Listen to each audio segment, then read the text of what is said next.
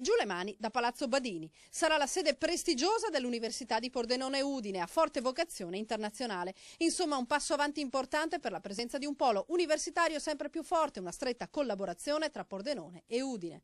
C'era desiderio di riuscire ad avere una linea comune per valorizzare evidentemente l'Università di Udine all'interno della sede di Pordenone.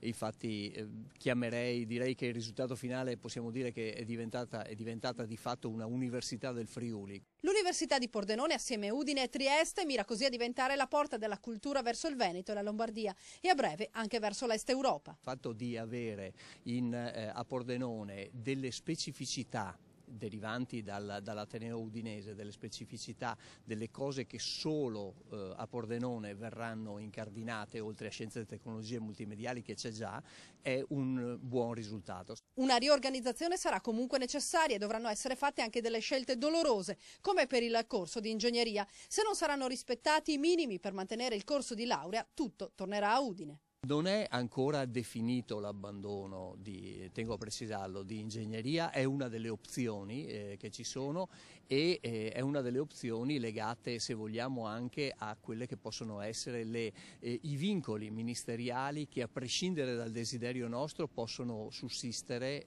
legati all'Ateneo di Udine.